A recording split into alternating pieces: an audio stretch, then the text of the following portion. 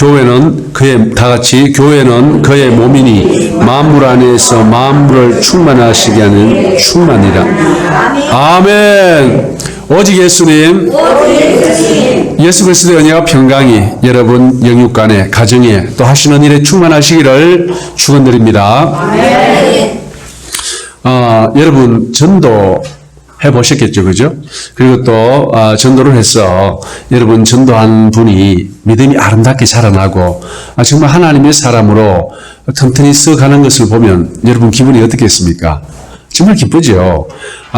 그러한 분들을 성경에서는 그 사람의 상급 면류관이라고 그렇게 표현하거든요.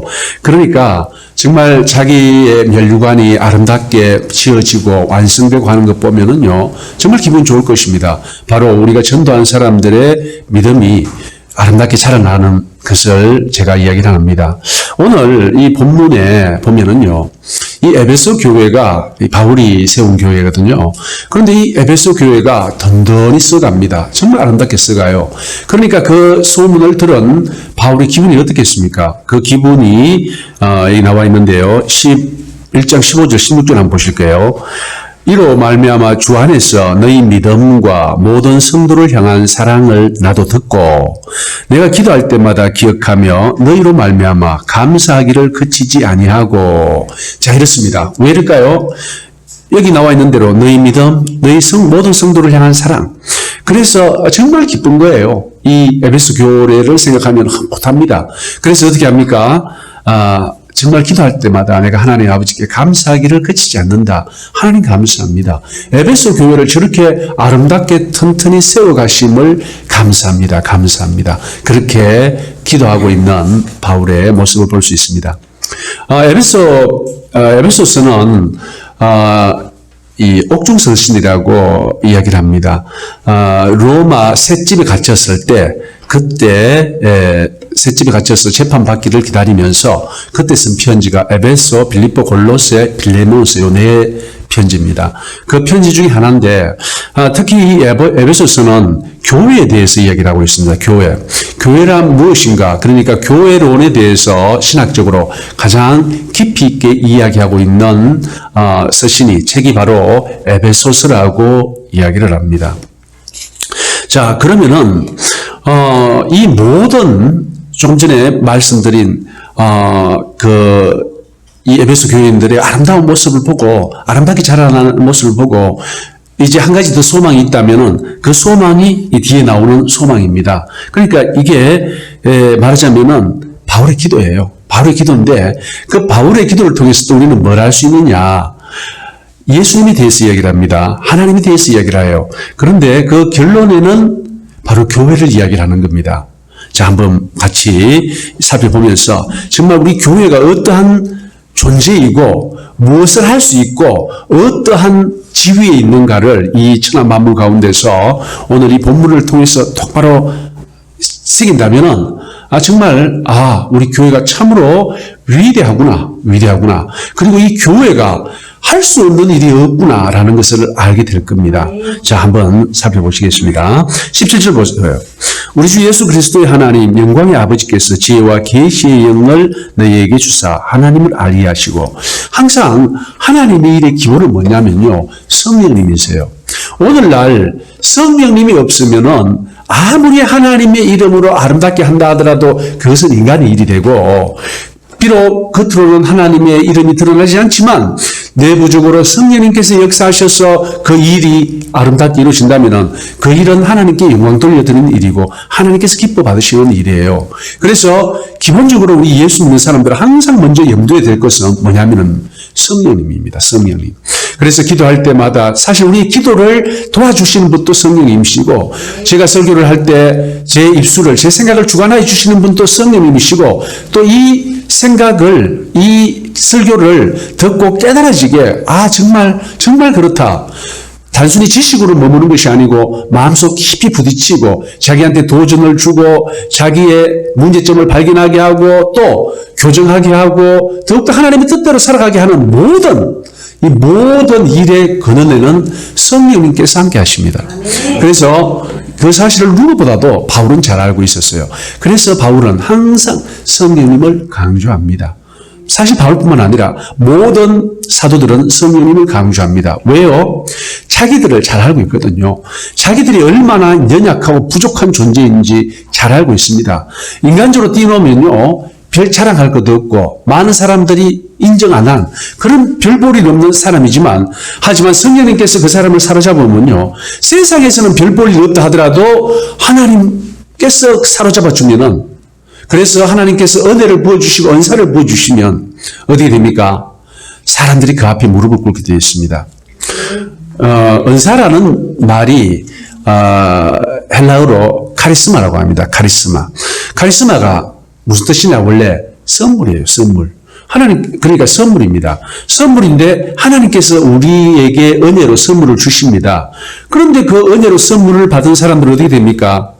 그 의의가, 옷에는 의의가 바뀌었죠. 그래서 카리스마라면은 선물이라는 생각 안 들고 대단히 높은 권위나 위엄이나 이렇게 생각하지 않습니까? 그렇게 바뀐 이유가 뭐냐 하면은, 하나님으로부터 은혜와 선물을 받은 사람들은 위험이 생기는 거예요. 그 앞에 가면은 무릎이 꿇어지는 겁니다. 그래서 카리스마라는 뜻이 오늘날에는 다른 의미로 쓰이고 있는데, 원래 성경에서는 선물로 쓰이는 단어입니다. 원래 뜻이 선물입니다.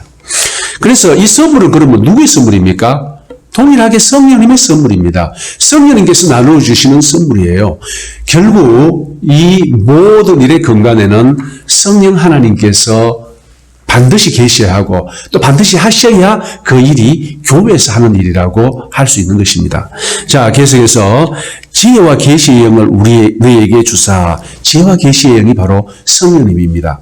성령님이 우리와 함께 하셔서 우리에게 지혜를 주시고, 또 더 나아가 하나님의 뜻을 깨달아 아는 계시를 하셔야 우리가 이 모든 그 이후에 일어나는 모든 일이 바로 우리 것이 될 수 있고 우리 교회의 일이 될 수 있다는 거예요. 자, 보십시오. 18절. 너희 마음의 눈을 밝히사 그의 부르심의 소망이 무엇이며 성도 안에서 그 기업의 영광의 풍성함이 무엇이며. 먼저 마음의 눈이 밝아져야 돼요. 정말 오늘날 얼마나 예수 믿는 사람들이 많이 있습니까? 정말 많잖아요. 많이 있는데 어떤 경우 이야기해보면요, 너무 이 벽을 보고 이야기하는 것 같은 느낌이 듭니다. 아마 여러분들도 그런 걸 느꼈을 거예요. 말이 근본적으로 통하지 않습니다. 논리가 철저하고 합리적이고 인간적인 논리, 그러니까 성경의 논리가 아니고요, 교회의 일을 세상적인 논리, 인간적인 논리, 합리적인 논리를 가져와서 이야기를 합니다.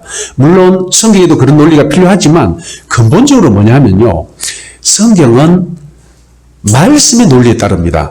하나님의 관점에 따라서 모든 것이 풀어야 되는데 그렇지 않은 거예요. 그리고 그런 사람들, 예수 믿는 사람이라고 또는 목회자라고 하지만 같이 이야기를 나누면은 꼭 무슨 벽 보고 이야기하는 것 같이 답답합니다. 예, 그래요. 그러는 경우 여러분들도 아마 경험해 보셨을 겁니다. 그럼 왜 그렇습니까? 마음의 눈이 밝아지지 않아서 그렇습니다. 마음의 눈은 다른 말이 아니고요, 영의 눈입니다. 우리의 영의 눈이 꼭 영의 세계를 본다는 것이 아니고 하나님의 말씀의 비밀들이 깨달아지고 마치 진실로 그러한 것처럼 믿어지면 그게 영의 눈이 열린 겁니다. 말씀이 믿어지면은 그게 영의 눈이 열려서 그렇습니다. 그러면은 우리 부르심의 소망과 성도 안에서 그 기업의 영광의 풍성함이 무엇이냐, 이걸 알아야 된다는 거예요. 이걸 알아야 됩니다. 그런데 한번 생각해 보십시오. 정말 예수 잘 믿는 사람들은 세상에서 손해보는 것 같고 뒤처지는 것 같고 또는 젊었을 때는 재미없는 것 같습니다. 술도 안 먹고 친구들하고 어울려서 춤추는 것도 안 가고 하는데 뭐 세상에 낙이 있겠나 라고 생각할 수도 있지만, 그것은 예수 그리스도 안에 있는 풍성함을 몰라서 그런 거예요. 정말 예수님께서 주시는 자유, 예수님께서 주시는 하늘에 대한 소망, 예수님께서 주시는 평안과 기쁨을 경험해 본 사람이라면요, 세상 것, 그 어떤 것을 비교할 수가 없는 거예요. 정말 안전하고 세상이 주는 기쁨을 누리고 사람들은 또 약에 의존하기도 하죠. 마약에 의존하고 뭐 여러 가지 의존합니다. 하지만 그 결말이 어떻습니까? 비참합니다. 감옥에 들어가야 돼요. 하지만 하나님께서 주시는 그 기쁨과 평안과 즐거움과 자유함은요, 아무리 우리가 누리고 느껴도 오히려 우리에게 더 유익하고 우리를 건강하게 하고 또 모든 면에서 우리를 하나님 사람을 굳건히 세워주는 거지 결코 우리를 망치게 하거나 또는 그런 것이 없다라는 거예요. 그런데 그 기업의 영광의 풍성함이 결국 뭐냐면요. 성령 안에 거하는 겁니다. 성령 안에 거하면서 전능하신 그분께서 나와 동행하시고 나를 선하신 길, 생명의 길, 의의 길로 인도하시고 뿐만 아니라 하나님의 말씀에 순종하며 살아갈 수 있는 힘과 능력을 주세요. 그것을 알게 되면 달라지는 거예요.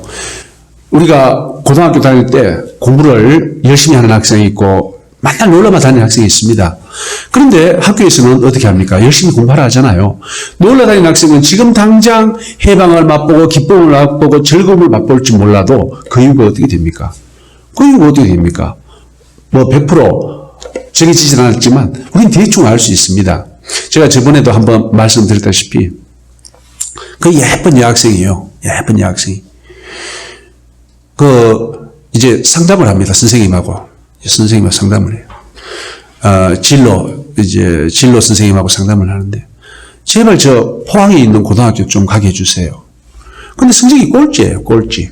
꼴찌다 보니까, 그러니까 선생님 하신 말씀 바로 제가 그 옆에 앉아가지고 다 들었는데, 공부 조금만 하지, 공부만 조금 하지. 지금 이 성적으로는 아무 데도 갈 데가 없다라는 거예요. 그 성적으로 아무 갈 데가 없어요. 그래서 포항에 못 가고 외곽으로 가는 거예요. 시내는 못 가고 외곽으로 가야 되는 거예요. 그래서 제가 물어봤습니다. 얘야, 나중 끝나고 제 앞에 앉았어요. 소파에. 지 친구를 기다리면서, 너는 참, 얼굴이 참 예쁘구나. 네같이 예쁜 애도 본 적이 잘 없는데, 공부만 좀 하지. 공부만 좀 하면 금상첨화인데, 왜 공부를 안 했니? 하니까, 하는 말이, 공부하려고 책상에 앉아있으면은, 정신 차려보면 시내 있답니다.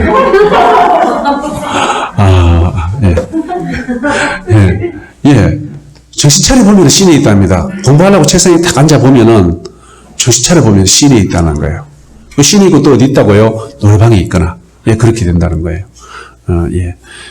제가 또 이걸, 제 차한테 얘기를 했어요. 하니까 제 차가 하는 말, 또, 자기 아는 한 사람이 얘기를 하면서, 걔는 고등학교 다닐 때, 그랬다면서, 정신 차려보면은, 노래방에 있거나 아니면 시내 친구들과 걷고 있답니다. 자, 나름대로 자기의 즐거움을 추구합니다. 하시면 어떻게 됩니까? 결과는 바로 다 드러나죠. 예, 시내 갈 학교가 없는 겁니다. 그래서 차비 들고 새벽부터 일어나가지고 저 외곽으로 그렇게 가야 됩니다. 그렇습니다. 그게 결국 뭐냐면은, 물론 이것은 공부를 예를 든 겁니다.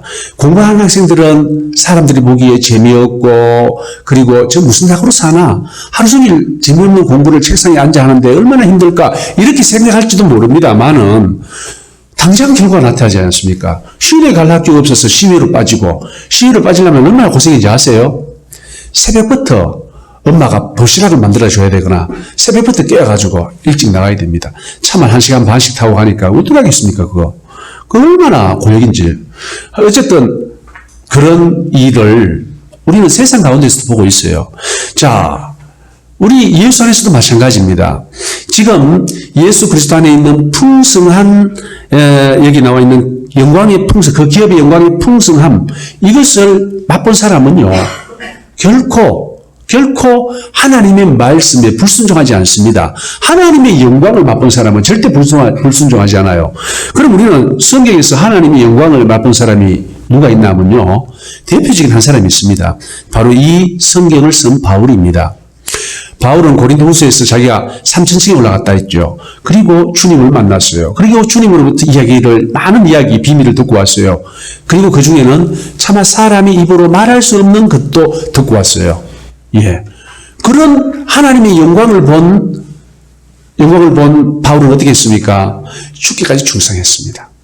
죽기까지 충성하면서 그 모진 고난과 매와 감옥살이 나중에는 순교까지 당하면서도 기쁘고 즐겁게 하나님께서 맡기신 일을 감당할 수 있었던 거예요. 왜 그렇습니까? 그 기업의 영광의 풍성함이 누구보다도 잘 알기 때문에요. 그래서 이 사도 바울은요, 그걸 이야기해 주고 싶은 거예요. 정말 사랑하는 에베소 교회에 이 이야기를 해주고 싶은 겁니다. 야, 너 정말 기쁘다. 너희들 소식 들으니까. 하지만 좀 더 알아야 된다. 내가 하나님으로부터 받은 것을 너에게 알려줄 테니까 잘 잘 듣고 순종해라. 순종하면은 세상이 감당치 못하는 너희들이 될 것이다. 누가요? 너희 교회가 될 것이라는 겁니다. 자, 계속 보시겠습니다. 그의 힘의 위력으로 역사하심을 따라 믿는 우리에게 베푸신 능력의 지극히 크심이 어떠한 것을 너희로 알게 하시기를 구하노라. 자, 이 바울은요, 거의 그 지중해 연안 위쪽을 거의 다 돌아다니면서 선교를 한 인물입니다. 그리고 선교를 했을 때 그 선교의 결과가 눈으로 보여지는 거예요. 그런데 어떻게 해서 그랬습니까? 바로 성령님의 도우심에 따라, 인도하심에 따라 움직였던 거예요. 그러니까 하나님의 명령에 따라, 약속의 말씀에 따라 행동하니까 실제로 결과가 나타나는 겁니다. 그러니까 더 기쁘고 즐겁겠죠. 물론 그 사이에 고난도 따랐습니다. 많은 고난도 따랐습니다. 하지만 사도 바울은 이 세상에서 받는 고난은 잠깐이요. 우리가 마침내 그 상급으로 누리게 될 영원한 기쁨과 즐거움은 결코 이 세상의 잠깐과 영원한 것과는 비교할 수도 없다는 것을 너무나도 잘 알고 있습니다. 그래서 그러는 거예요. 예를 들어서 여러분 한번 보십시오. 자, 지금 여러분한테 돈 한 100만 원을 줍니다. 10년 후에 그것이 100억이 됩니다. 그럼 여러분들 뭘 택할까요? 다 10년 후에 100억을 택할 겁니다. 물론 안 그런 분도 있을 것입니다. 지금 당장 100만 원이 넘는 분도. 하지만 확실히 10년 후에 100억을 준다면은 지금 100만 원보다 당연히 10년 후에 100억을 선택할 것 아닙니까? 바로 그런 이야기입니다. 그와 같이 그것과도 비교할 수 없을 정도로 큰 하나님의 영광과 그 영광의 풍성함을 바울은 경험했던 거예요. 그래서 이 이야기를 하고 있습니다. 그래서 20절 보시면요. 그의 능력이 그리스도 안에서 역사하사 죽은 자들 가운데서 다시 살리시고 하늘에서 자기의 오른편에 앉으사. 자, 이것도 어마어마한 겁니다. 왜냐하면요. 우리가 인생이 가장 두려워하는 건 죽음이고 그 죽음의 권세를 잡고 사람들을 자기의 노예와 종으로 부려먹는 마귀가 있어요. 그런데 그 마귀의 권세를 깬 분이 누굽니까? 예수님입니다. 바로 부활로요. 죽었다가 3일 만에 부활하심으로. 이 사실 하나만으로도 우리는 어떻게 됩니까? 세상을 이긴 게 됩니다. 이미 우리는 그 예수 안에 있다면 세상을 이긴 게 되는 거예요. 이제 세상에 두려움이 없습니다. 우리가 지금 몸은 교회 예배당 안에서 예배를 드리고 있지만 우리의 신분, 본래적 신분은 어디 있습니까? 여기 하늘 우편에 하늘에서 자기의 오른편에 앉히사라고 하시는데 우리는 하늘 우편에 앉아 계신 예수 그리스도 안에 있는 게 우리의 본래의 신분입니다. 근데 이 교회의 능력에 대해서 잘 몰라요. 정말 이 교회가 하나님, 예수 그리스도 안에 있다면은 온전히 예수 그리스도를 바라본다면은요, 이 교회는 예수님의 몸이므로 예수님의 몸의 영광을 예수님의 영광을 동일하게 받는다는 겁니다. 그 모든 능력과 권세를 동일하고 행할 수 있다는 게 바로 이 성경의 가르침이고 이 비밀을 사도 바울은 에베소 교인에게 알려주고 싶었습니다. 왜요?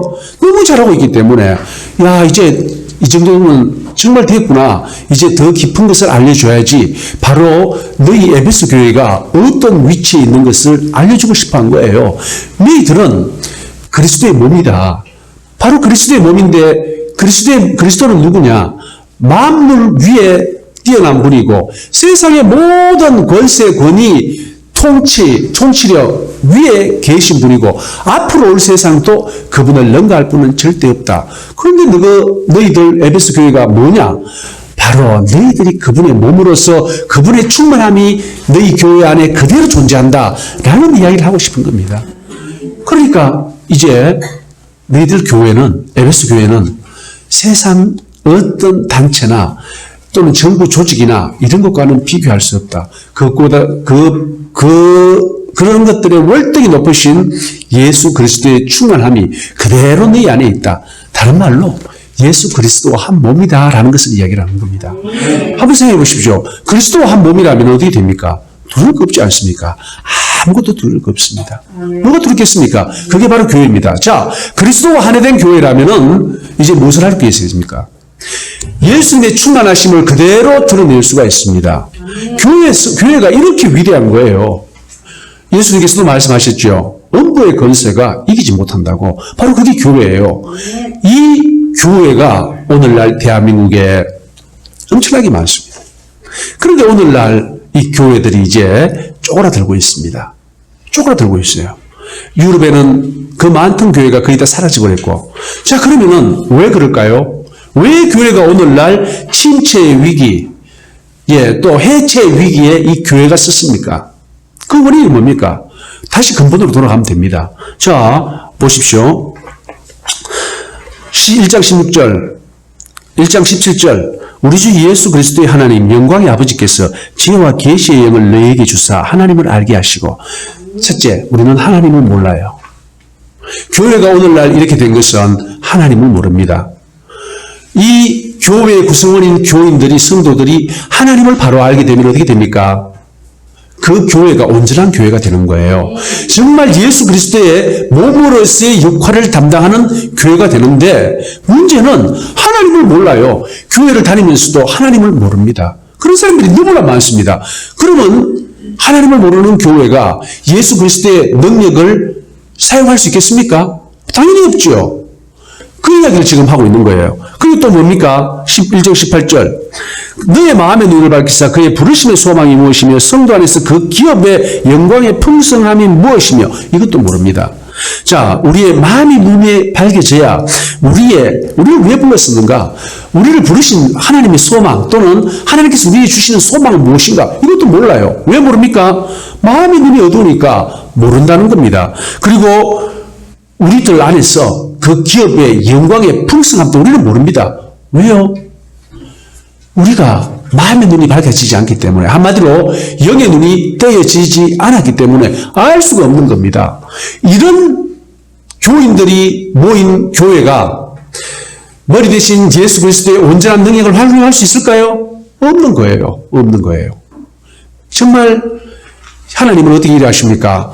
한 사람, 온전히 하나님을 바라보는 한 사람을 통해서 일하십니다. 마찬가지로 온전히 하나님만 바라보는 사람들이 모인 교회를 통해서 일하십니다. 그 교회가 크든 작든 그건 상관없어요. 왜요? 여기가 나와 있지 않습니까? 예수 그리스도 자체가 세상과는 비교도 할 수 없는 위대한 분이고, 이 세상을 충만케 하시는 분의 충만이에요. 그것이 이 교회 안에 있는데, 그 예수를 모른다면 우리가 그 충만함을 이용할 수 있습니까? 활용할 수 있습니까? 없잖아요. 결국은 오늘날 전 세계 교회가 이렇게 되고, 대한민국 교회가 지금 위축되고 수축되고 해체될 위기에, 해체까지는 아직은 아닙니다만은, 이런 위기에 처한 게 무엇 때문입니까? 결국 교회 때문입니다. 성도들 때문입니다. 또 성도들은 누구 때문에 그렇습니까? 목회자들 때문이고요. 이것을 안 가르치니까, 지금 그러니까 바울이 이걸 가르치지 않습니까? 정말 사랑이 충만하고 믿음이 충만하고, 그래서 이제 더 깊은 것을 가르쳐 줍니다. 너희들 에베소 교인들아, 너희들 그 교회는 정말로 귀하다. 세상에 어떤 누구가 이 교회를 파괴하거나 또는 무너뜨릴 수 없는 존재다. 왜냐하면은 바로 너희들 교회는 그리스도 한 몸을 이룬 그리스도의 몸이기 때문이다. 그러면서 그리스도를 이야기하는 거예요. 그리스도는 이러이러한 분이다. 그렇기 때문에 그의 몸된 너희는 바로 그리스도의 충만함이 충만이다. 이런 이야기를 하는 거예요. 자, 우리는 이제 뭘 할 수 있습니까? 가장 먼저 우리가 여기 나와 있듯이 눈이 밝아져야 됩니다. 마음의 눈이 밝아져야 됩니다. 또 지혜와 계시의 영이 우리에게 있어야 됩니다. 그래야 우리가 이 모든 사실을 바라보고 정말 내 한 사람이 할 수 있는 일, 그러니까 인간적으로 내가 할 수 있는 일과 그리스도 안에 온전한 하나님의 사람 내가 할 수 있는 일이 달라지는 겁니다. 그리고 세속적인 인간적인 사람들이 모인 교회와 정말 하나님의 영으로 충만한 사람들이 모인 교회가 할 수 있는 일이 달라진다는 거예요. 바로 그 이야기를 하는 것입니다. 사랑하는 성도님들, 오늘날 교회가 얼마나 많습니까? 그리고 교회의 위기라고 합니다. 딴 게 아닙니다. 교회의 위기의 근본 원인은 하나님 없는, 성령이 없는 신앙생활이 가장 큰 문제거리입니다. 성령님께서 함께 하셔서 우리의 마음의 눈을 열어주시고 또 지혜와 계시의 영을 우리에게 부어주신다면 우리는 교회의 비밀을 알게 됩니다. 예수 그리스도의 비밀이 바로 교회의 비밀입니다. 왜요? 예수 그리스도와 교회는 하나입니다. 그 이야기를 지금 이 2장, 3장까지 계속 그 이야기를 하고 있습니다. 그 이야기를 에베소 교회가, 에베소스가 교회론에 대해서 다룬다고 했잖아요. 바로 계속 그 이야기를 합니다. 다양한 모습의 그리스도의 몸된 교회를 이야기를 하면서 이 교회가 어떠한 위치에 있는지를 계속 일깨워줍니다. 그리고 에베소 교인들아 깨어나라. 이 말씀은요, 에베소 교회에 보내는 편지가 아닙니다. 이제는 우리에게 보내는 편지입니다. 왜 너희들은 교회 구성원 성도들로 있으면서 힘없이 패배감을 젖어서 낙담하고 좌절하고 무기력하게 살아가느냐? 아니다. 교회는 하나님의 충만이다. 아멘. 하나님의 충만이다. 아멘. 기도를 하면서 정말 하나님 도와주십시오. 아멘. 이 하나님의 충만인 교회를 바로 바라보게 하시고 우리 교회가 결국은 세상을 변화시킬 수 있고 또 세상을 딸려가는 것이 아니고 세상을 이끌 수 있다는 것을 보여주십시오. 그리고 이제는 무기력하게 뒤로 물러서 있는 내가 아니고 우리 교회가 아니고 정말 하나님의 말씀으로 성령님의 능력으로 세상을 주도하고 세상을 깨어나오고 세상을 변화시켜가는 나와 우리 교회가 되게 해주십시오. 이 기회도가 필요한 것입니다. 사랑하는 성도님들, 교회는 이러한 놀라운 위치에 있습니다. 나중에 집에 가셔서 에베소서 다시 한번 쭉 읽어보세요. 그리고 교회에 관한 부분, 주로 그리스도의 몸으로 나옵니다. 교회라고 안 나오고요. 그 부분을 잘 읽어보시면은, 교회가 이러한 존재였구나. 왜 우리 교회가 힘이 없었느냐? 다시 처음부터 올라가지만, 지혜와 계시력이 없었고, 마음에 눈이 어두워서 그랬구나. 가장 먼저 성령님을 구하는 겁니다. 성령 충만함을 허락하셔서 정말 말씀이 말씀되게 하시고 말씀이 진리로 바라보게 하시고 말씀이 능력으로 바라보게 하시고 말씀이 현실로 실제로 바라보이시는 놀라운 은혜를 더하십시오. 그때 우리 교회는 놀라운 그리스도의 충만으로 거듭날 것입니다. 그 교회는 세상이 감당하지 못할 것입니다. 그 교회는 세상을 주도할 것이고 세상을 이끌 것이고 그 교회가 바로 이 땅에 하나님의 뜻과 하나님의 나라를 이룰 수 있을 것입니다. 자, 우리 교회는 마찬가지고 세상의 모든 교회가 그렇게 되도록 우리 기도하며 애써 싸워 나가십시다. 할렐루야. 아버지 하나님 감사합니다. 전능하신 아버지 하나님을 찬양합니다. 아버지 하나님, 저희들의 마음의 눈을 열어주시옵소서. 지혜와 계시의 영을 부어주시옵소서. 그리하여 그리스도를 온전히 바라보게 하시고 세상 그 무엇과도 비교할 수 없고 세상 그 모든 것, 앞으로 올 모든 권세와 권능 위에 계신 그리스도를 바라보게 하시고 바로 교회가 그 그리스도와 한 몸이고 그리스도의 충만이 교회의 충만이라, 그리스도의 충만이 교회라는 사실을 깊이 깨달아 알라. 세상을 변화시켜 나가는 저희 교회와 세상 모든 교회 되게 하여 주시옵소서. 예수님 이름 받들어 기도드리옵나이다. 아멘.